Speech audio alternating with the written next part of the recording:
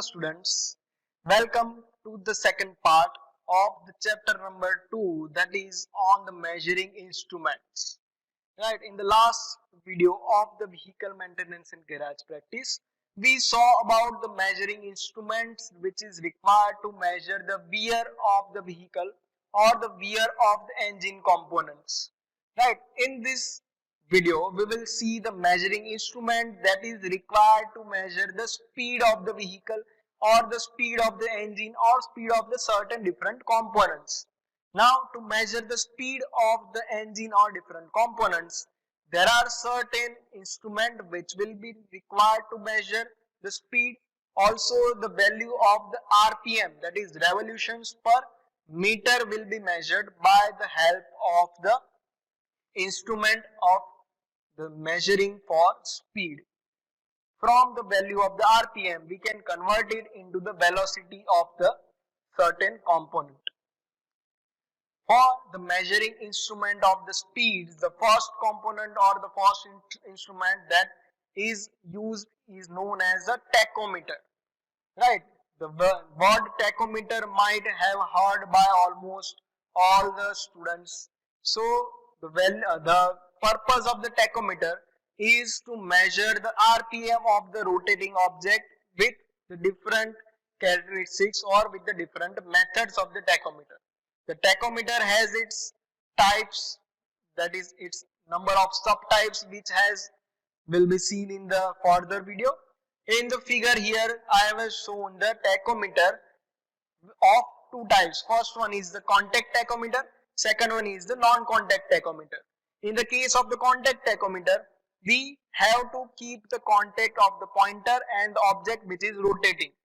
By the contact of both of them, the pointer of the tachometer will also rotate at the same RPM of the rotating object, and that will be flashed on the screen. If the laser type or the non-contact type tachometer is used, then only the laser needs to be imparted on the rotating object, and by the help of that laser, the RPM of the rotating shaft will be read by the tachometer, and the screen will show you the value of the RPM of that rotating shaft. Now, the tachometer has its different types as well. So, on that number of types, the contact and non-contact is the basic one. Also, the procedure for measuring by these two instruments will be seen further. Next thing, or the second part of the measuring instrument for speed is known as stroboscope, or also it is known as the stroboscopic tachometer. Right? The stroboscope is slightly different compared to the tachometer, as the stroboscope gives you the accurate and precise value of the RPM. Also, the stroboscope has a higher range, which means that it can measure the lower RPM as well as the higher RPM. Right? So, to measure the RPM of the stroboscope, the RPM up to even 20,000 or more than 20,000 RPM can also be measured with the help of stroboscope.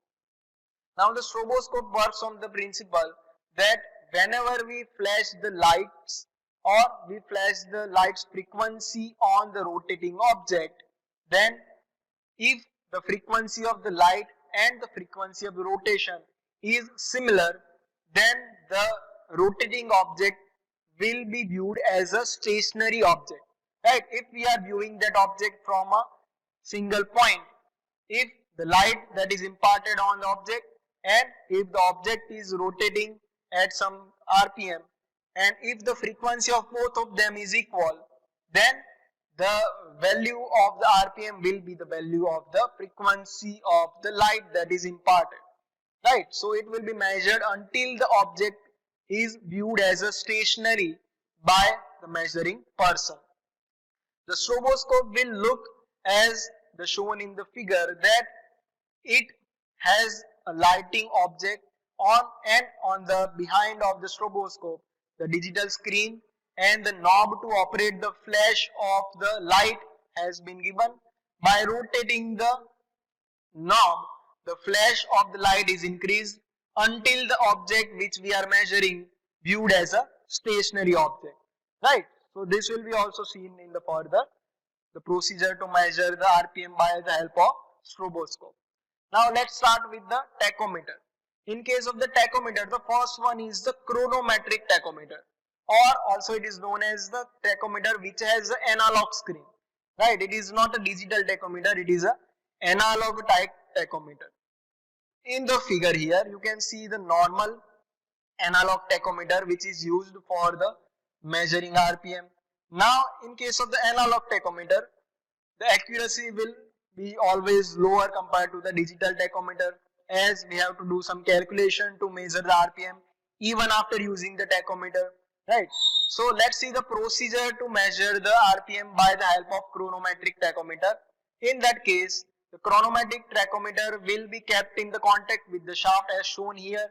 The stopwatch will also be used to measure the 1 minute, right? So after that we can see the RPM, revolutions per minute, right? In the case of the digital, we don't need to do the calculation of the stopwatch or time. It already calculates the value and gives you the RPM. In the case of the chronometric tachometer, there are two pointers. One is the main pointer, second is the small pointer, right? In the figure you can see the main pointer is rotating. When the main pointer completes the revolution, the small pointer starts rotating. The main pointer, with every revolution of the main pointer, the small pointer moves to one value. After the second revolution, small pointer moves to 2 value. With that goes on. In the one revolution of the main pointer, 1000 RPM is completed. After the second revolution, if the small pointer is showing 2, and if the main pointer has completed the revolution, then the RPM will be 2000. For example, after the measuring of 1 minute, if the small pointer is showing the value of 2, and if the main pointer has completed the revolutions, then the value of the RPM will be 2 into 1000, that is 2000 RPM. Right, so the measurement procedure for the chronometric tachometer is slightly complicated and it should be avoided as long as possible. We generally use the tachometer which is a digital type. Second type, which is a hand tachometer, or we can say the contact tachometer. In the case of the contact tachometer, the digital screen has been shown and the pointer has been given. The pointer is kept in the contact with the rotating object, and with that the pointer will also rotate at the same RPM of the object that we are measuring, and the value of that will be shown on the digital screen. Let's see the video of it. In the graphic behind you can see the tachometer of the contact type. There are number of pointers which is used. If we are using the wheel type tachometer, then it will be attached to the outer surface. If we are using the axial rod type tip, then the shaft of the axial rod will be extended and it will be connected to the shaft. The value of the RPM will vary at first, right? Until the RPM of the shaft and pointer matches, the value will vary. When the value of the shaft and the pointer is equal, then the value of the tachometer will be constant, and that will be the value of the object RPM that we are measuring, right? The tachometer of this type is generally used to measure comparatively low speed type RPM, right?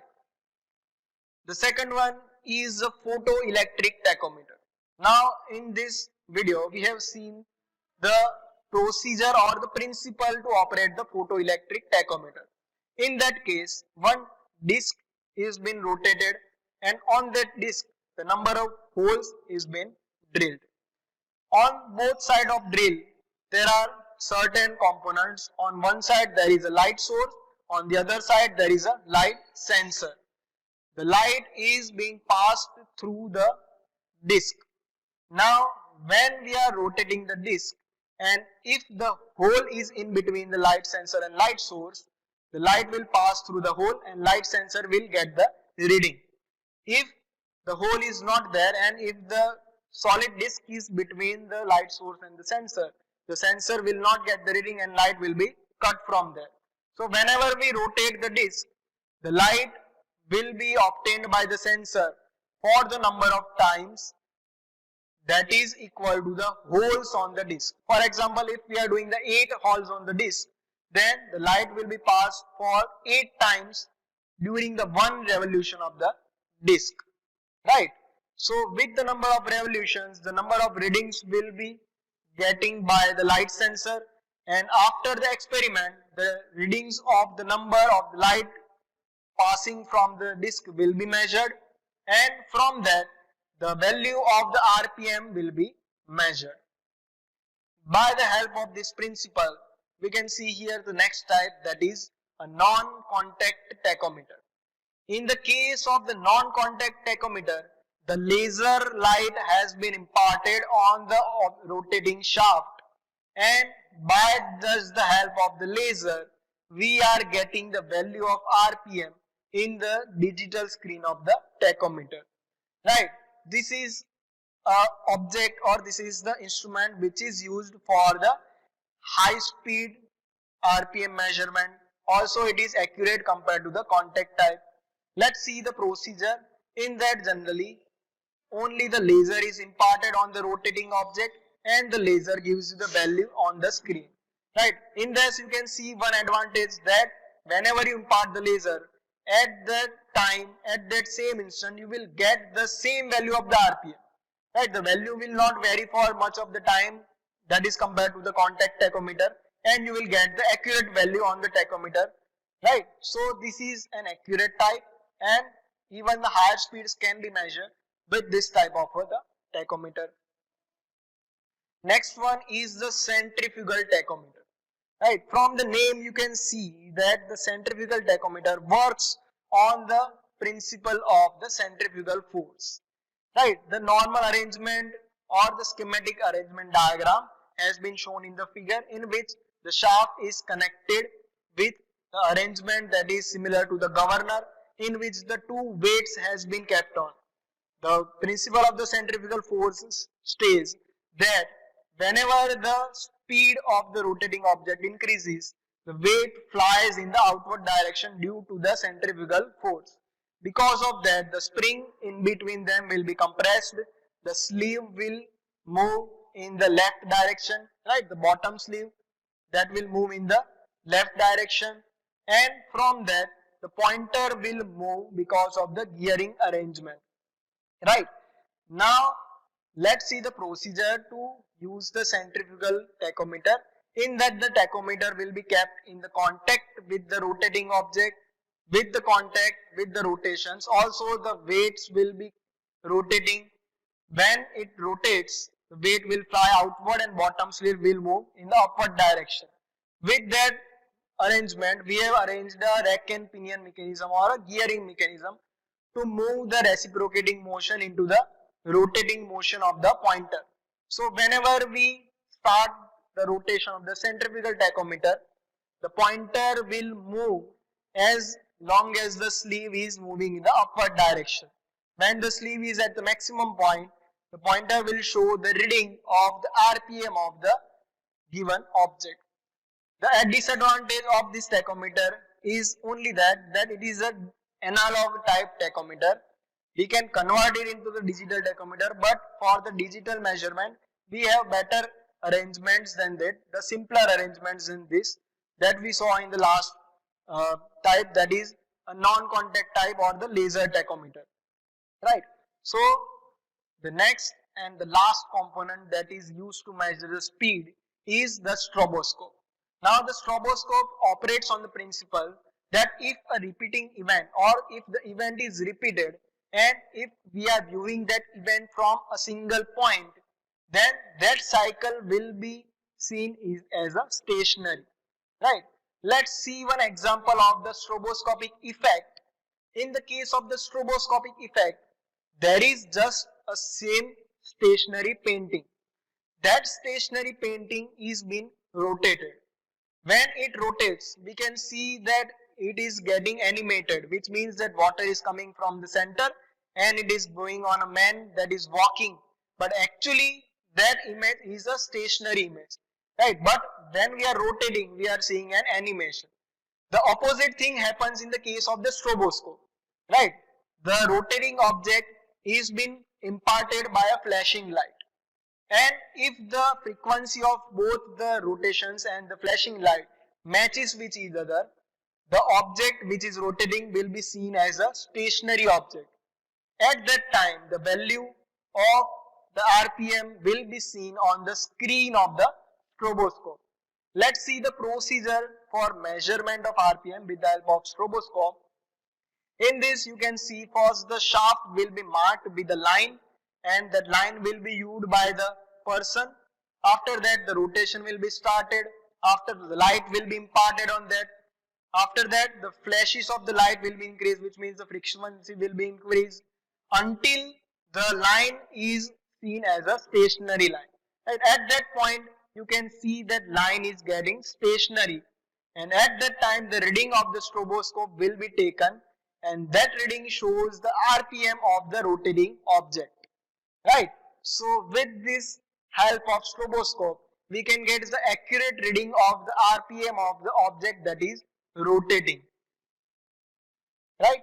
So also the range of the RPM measurement by the stroboscope is higher. For example, it can measure up to 20,000, 25,000 RPM of the object. Right? So these are the components which are required to measure the speed of the engine or speed of the component of the vehicle. In the next lecture, we will see the measuring instruments for the fuel consumption, for the vibration, and for the noise. Until then, thank you so much.